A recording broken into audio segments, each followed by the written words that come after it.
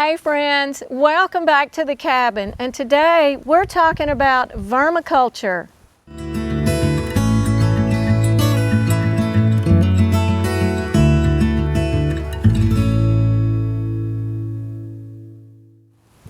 So what is vermiculture? It's actually, I don't know if I'd call it the art of raising worms, maybe, but it's a system of raising worms that will benefit the environment, benefit your garden, your growing, decomposing and composting a lot of things like paper and food scraps and stuff like that. But the reason that I like to do vermiculture, raising worms, is because for their castings. Worm castings are a wonderful amendment to your soil. And as the worms eat their food, they pass a very nutrient-dense fertilizer full of nutrition for your plants, as well as microorganisms that are very beneficial to your soil. As you look at these castings, you can see how they would be a great soil amendment just even by their texture. So we're going to get started. I'm going to show you my simple way, and I'll be back in just a second, and I'm going to show you how I do that. So the first thing that we have to do is have housing for our worms.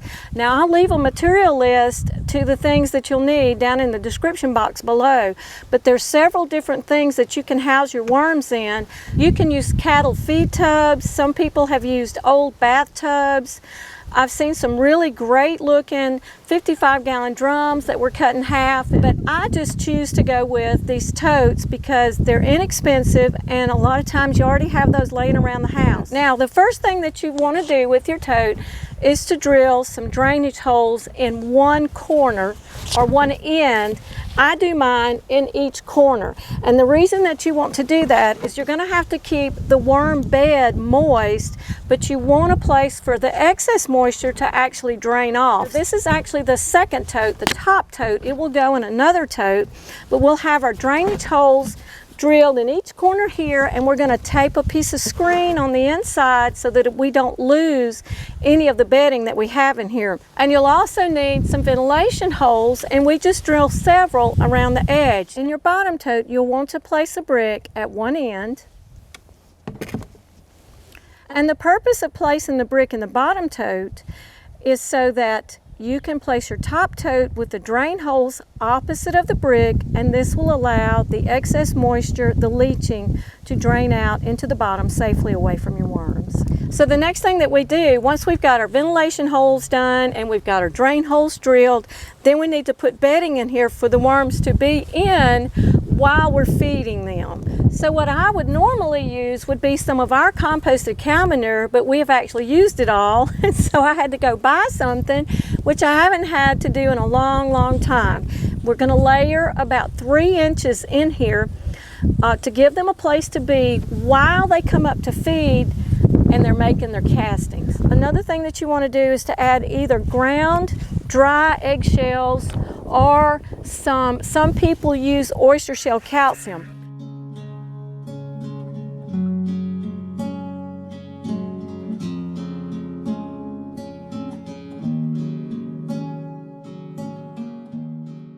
First of all, let me cover what type of worm that I like to use for my worm farm, and that is going to be your common red wiggler that you might buy at your bait shop, which is where I get mine, at one of the local bait shops. And I get 1 or 2 of the tubs, and when I start a new bin, with my 3 inches of compost, I just lay them on top and they will bury down in there. Now what we're going to do is we're going to go ahead and talk about the food that they need, because you want them to be happy and healthy so that they'll stay.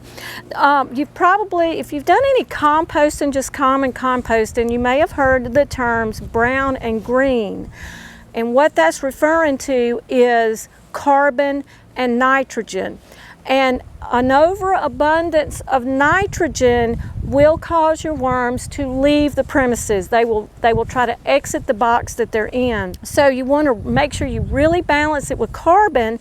Carbon is going to be something like newspaper, brown paper bags, even cardboard such as what I've got here, as long as it's clean. Now you don't want shiny paper You don't want excessive inks. You don't want glue from the cardboard, definitely not staples, tape, or anything like that. Now that's going to be your carbons. The next thing is going to be your kitchen scraps and also your manures. So that's going to be your nitrogen.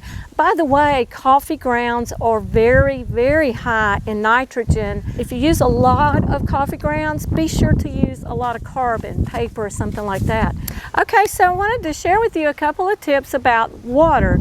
First of all, you want to avoid city water or tap water, chlorinated water, because the microorganisms that you're developing that are going to grow inside of your worm bin and in your castings, the chlorine will be detrimental to them. You want to be sure when you do water your bin, you don't want to saturate it. You want it to have a moist environment, but you don't want it to be ultra saturated, and certainly no standing water whatsoever, just moist. And you can kind of gauge that by the leaching that you find in the bottom of your tote. Most of mine have very little leaching, a little bit, but not very much at all.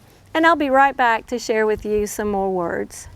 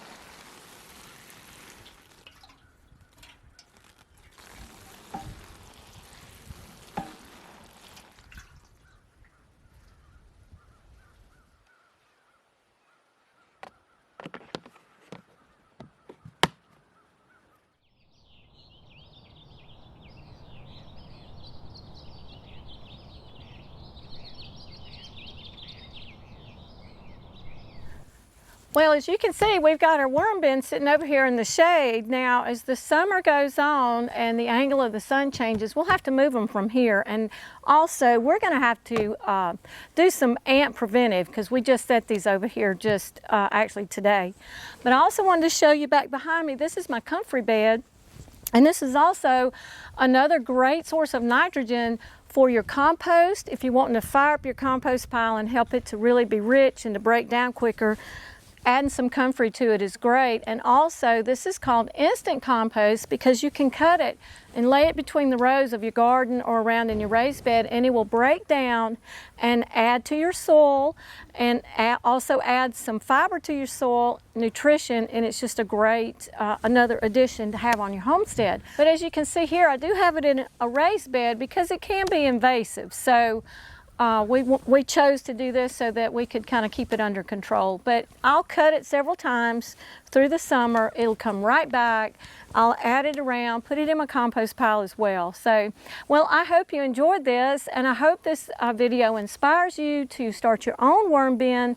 The cost savings are wonderful. To get started on a small scale is very inexpensive, and the benefits that your garden and your plants will receive are actually priceless. So, and another priceless thing that I want to remind you of is this: don't ever forget that your Heavenly Father loves you.